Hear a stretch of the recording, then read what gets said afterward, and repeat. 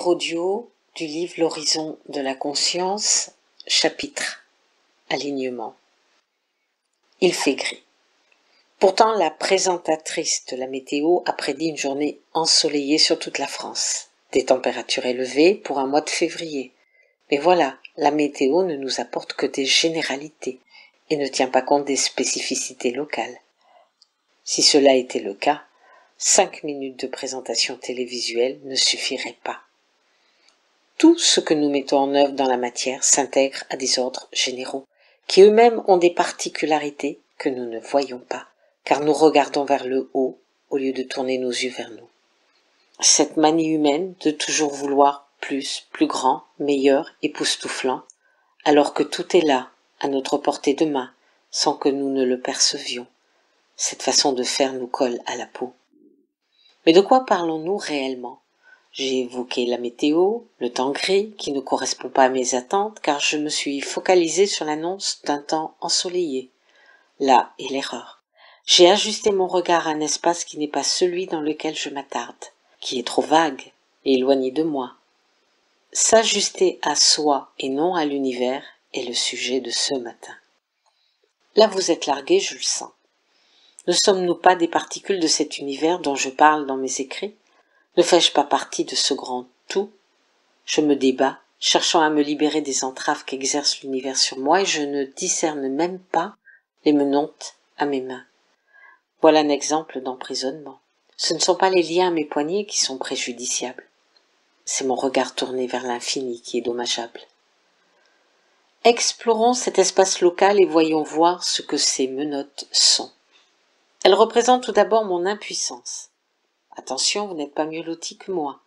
Entre celle qui vous parle et celle à laquelle j'aspire, il y a tellement de distance que le chemin en devient impraticable.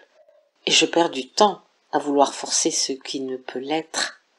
La solution reste de simplement regarder le jour suivant et non l'année d'après. Marchons pas à pas. N'enfilons pas les bottes de cette lue, elles ne sont là que pour nous plonger dans un rêve à la réalité inatteignable. Le jour d'après, je vois le ciel gris. Encore. Quelle importance! Lui aussi participe au cycle terrestre, je ne ressens plus l'accablement de la veille, et je n'ai nul besoin de lever le regard vers lui pour essayer d'entrevoir le soleil. L'importance du ciel est à la mesure de ce que je mets dans mon mental pour apprécier son voile. Je ne cherche pas à être plus, je veux simplement être là, car je n'ai encore aucune possibilité d'aller ailleurs. Je me suis alignée avec l'espace dans lequel je vis simplement en acceptant mon environnement tel qu'il est. Je ne le rejette plus et je fusionne mon mental avec lui. Dès que je me fonds dans la matière, les autres dimensions deviennent accessibles parce que le conflit disparaît et que mes yeux peuvent enfin se tourner vers elle. C'est le deuxième jour, le deuxième pas. Je n'irai pas plus loin dans mon discours. Mettre en pratique ce que je dis dévoile un chemin qui s'étire dans le lointain et c'est déjà bien ainsi. L'harmonie dépend de nous. Les contraintes qui existent ne peuvent pas déséquilibrer cette harmonie tant que, comme le roseau, nous ployons dans le vent pour conserver notre équilibre. Et cette posture facilite tous les instants de notre vie dans la matière. Alors, quand pouvons-nous commencer à nous émanciper ? Nous nous individualisons quand nous avons enfin acquis suffisamment de stabilité que rien ne peut déranger notre mental, notre émotionnel. Nous sommes enfin prêts à nous ouvrir aux autres espaces de notre conscience. Les cieux se bousculent dans notre tête, certains même nous tentent déroulant le tapis de l'extraordinaire. Nos yeux scintillent d'envie et nous partons tel l'explorateur de monde dans toutes les directions, au risque de nous perdre. Nous relatons nos expériences dans des carnets, débitons sur les réseaux sociaux notre fantaisie, aveuglant les autres de nos exploits et de notre illusion.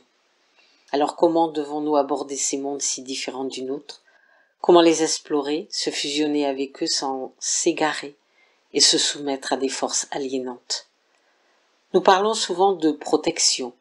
Les pierres, les incantations, les prières à dessein et autres déités puissantes, les enveloppements d'énergie nombreuses sont les protections qui s'étalent devant nous. Que de choix. Mais comment pouvons-nous sélectionner la plus adaptée parmi elles ?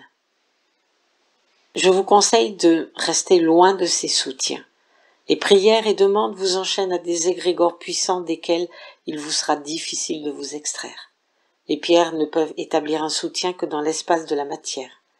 L'énergie peut paraître une bonne défense, mais sait-on comment l'utiliser en dehors de toutes les procédures fantoches qui nous sont données? Vous en avez testé, moi aussi. Se donner le sentiment que nous nous élevons en pratiquant ces actions demeure un excellent moyen de nous convaincre que nous sommes dans le vrai. Pourquoi devons-nous nous convaincre? Une protection n'a nul besoin de notre appréciation pour s'accomplir. Parlons enfin de ce que j'entends par se protéger quand nous explorons des dimensions non assujetties à la matière. Le maître d'œuvre reste le mental. Si celui-ci vacille, nous perdons pied, devenons la proie d'illusions et de parasites qui n'attendent que notre chute. Nous ne sommes pas seuls à habiter ces lieux. Le doute, la peur, la fébrilité, les sentiments débordants qui ne sont dans ces espaces que niaiserie, l'insécurité, tout ce qui fragilise l'équilibre du mental nous met en difficulté.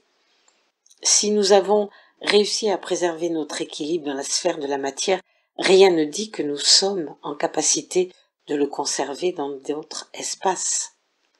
Alors nous devons travailler comme le font des acteurs, qui répètent jusqu'à savoir leur texte par cœur. Les situations perturbantes qui se présentent à nous sont en bon entraînement. Nous devons traverser la vie et son cortège de douleurs sans ne rien contourner, avancer sans nous retourner, sans regarder au loin, juste avancer, nous constituer une armure qui sera notre protection la plus sûre, car elle émanera de nous, de notre être. Elle s'ajustera en fonction de nos besoins, comme une deuxième peau. Alors là, nous sommes enfin arrivés à la frontière des autres espaces de vie, où demeure aussi notre conscience.